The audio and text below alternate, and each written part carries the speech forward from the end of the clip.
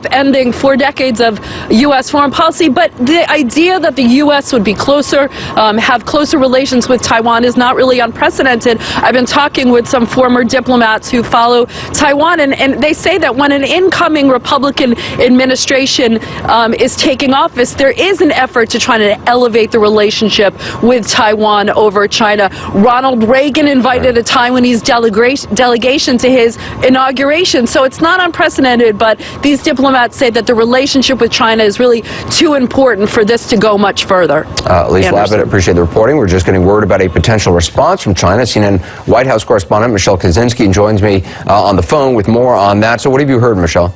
Yeah, I mean, that's how quick this happened, that a call was made. There was reach out from the Chinese government to the U.S. We don't know the details of that call. We don't expect to get that. What the White House is saying is that they confirm that China has already reached out, but they don't want to get into diplomatic discussions. So how deep this discussion went, we're not sure at this point, but it's very telling how quickly this happened. I mean, as soon as we knew about this call between Donald Trump and Taiwan, before we even knew the details, I mean, he's now tweeting that it was they who reached out to him. That's how quickly China was reaching out to the U.S. What the White House has been saying is kind of a very, very careful response, that it's committed to the one China policy, as Elise was saying. And she also mentioned that Pakistan call. I mean, you know, the Pakistani government read out the call with Donald Trump, and they directly quoted him as saying to the Prime Minister, "You're a terrific guy. You have a very good reputation. You're doing amazing work, which is visible in every way." I mean, highly unusual to see a readout like that in a phone call from the president-elect. So what the White House responded to that with was that, you know, again, very diplomatically, very carefully, not wanting to criticize Trump, but saying, you know, President Obama has benefited, and I'm reading directly from the White House response here, has benefited from the professionalism and expertise of career diplomats at the State Department. They were able to offer him good advice about engaging with world leaders. Every president has benefited from that advice, and I think that President Trump would certainly benefit from it in the same way. Interesting. Michelle Kaczynski, I appreciate the reporting. Shortly before airtime, I spoke with Donald Trump's campaign manager, Kellyanne Conway. Kellyanne, can you offer clarity on this phone call President-elect Trump apparently had with the president of Taiwan? Do you know what was discussed? So publicly, I would just like to say whatever is in the readout and what's been publicly disclosed is really the only thing I'll have to say on the matter, Anderson. I mean, the reason I'm asking, as you well know, is that the U.S. doesn't recognize Taiwan as its own nation. There's obviously a strong unofficial relationship. The U.S. views Taiwan as part of China, doesn't support Taiwan independence.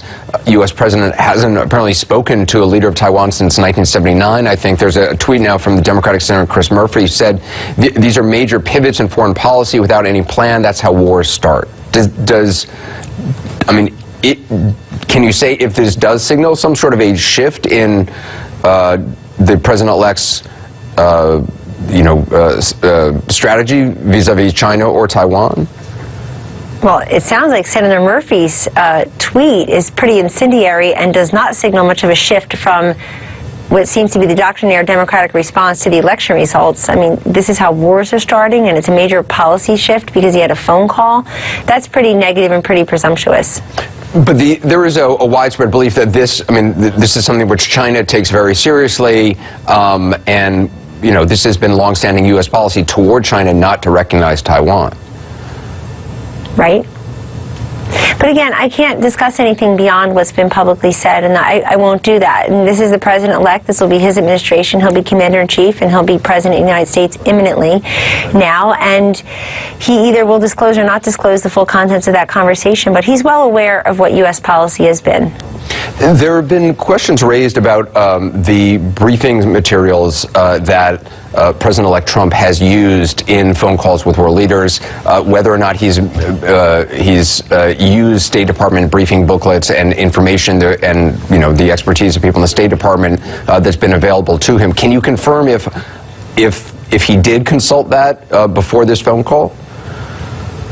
I can confirm that he has access to those materials, and he has access to daily briefings. He has access to other information that comes to him from official government agencies. And does he use it, though? Of course he uses it. He reads everything. I mean, the guy, he's the busiest guy on the planet, pretty much has been for a while now. But as president-elect, is fully engaged, works, puts in, just pours the time in, has talked to, he and Vice President-elect Pence have talked to probably about 45 or 50 leaders now, or met them. He's talked to probably 80 people or so as advisors, folks who are offering their counsel, their experiences, their vision. He takes information that is given to him and provided to him. He avails himself of any number of different information sources, including those that come from the State Department, including those that come from intelligence briefings. So is there, I mean, just in terms of how it works, is there a policy before talking to a world leader or the president of Taiwan that he would be briefed by the State Department, or that he would make sure to, you know, be fully up on Taiwan's unofficial relations? You're presuming that he's not, and I don't remember any of these questions ever being asked about President Obama or President-elect Obama. I think 8 years ago at this time. Well, he's never spoken to the president of Taiwan, so I mean, this is the first time, so it is new, so that's why I'm asking. Sure, but as president-elect, I'm pretty certain that President-elect Obama spoke to world leaders in preparation for taking over as President of the United States and Commander-in-Chief, and I can't imagine that he was asked here or elsewhere if he had been properly and fully briefed, considering that he had very, very little experience himself. But this is a break with U.S. policy. I mean, this is uncharted waters, not since, you know, for decades. Anderson, President-elect Trump is fully briefed and fully knowledgeable about these issues on an ongoing basis, regardless of who's on the other end of the phone. How is the structure right now in the transition? Where would he, you know, where is the discussion coming from of whom he should be having phone calls with? How does that actually work? Well, that just works in a very orderly fashion. It's a matter of the executive committee. It's a matter of the president-elect, the vice president-elect, other advisors to the transition, making suggestions, and we're happy to schedule the calls. There's a very orderly process. We make sure that there is plenty of time for those phone calls, that there's proper briefing, and so far they've just gone really well in terms of dozens and dozens of phone calls and a few meetings with world leaders by Vice President-elect Pence and President-elect Trump, all the while being very sensitive to the fact that we have a current president and current vice president still in office. He at least is having these private conversations, giving a readout here and there about them, but not trying to make policy and not trying to make waves until he's actually the president in 6.5 weeks. I mean, I guess that's the question, whether a phone call with the president of Taiwan, which is a major shift in U.S. policy, or, you know, just having that direct contact is in fact making waves. There's another piece of CNN reporting. A different administration official says there was no contact with either the White House or the State Department about the call beforehand. Can you confirm that? I can't confirm that, but I tell you, yesterday there was a major shift in policy in that Donald Trump and Mike Pence went to Indianapolis and helped Carrier broker a deal that kept 1,100 employees here. Why is that relevant? Because that's a major shift in policy. The current president could have done that. The current vice president could have done that. They just did not do that. And this is, you see these major shifts in policy. Taiwan is different than that, certainly.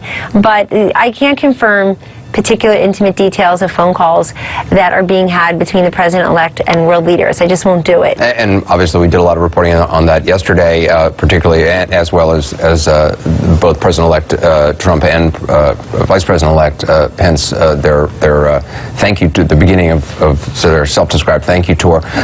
Just finally, can you comment on the Pakistan government released what they said was a readout of the phone call between President-elect Trump and Pakistan's Prime Minister?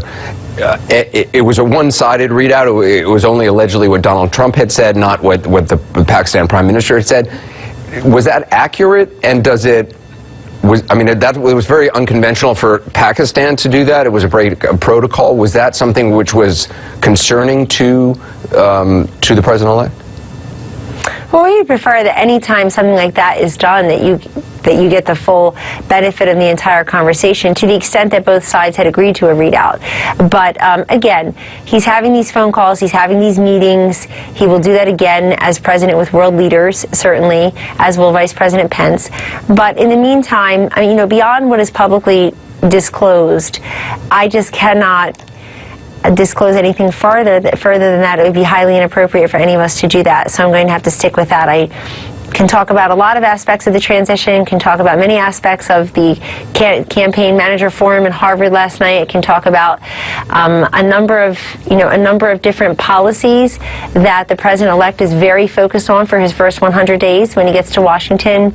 But I can't and I won't disclose any further details on private conversations, let alone private conversations that the president-elect is having with world leaders. Kellyanne Conway, appreciate you being with us. Thank you. Thank you.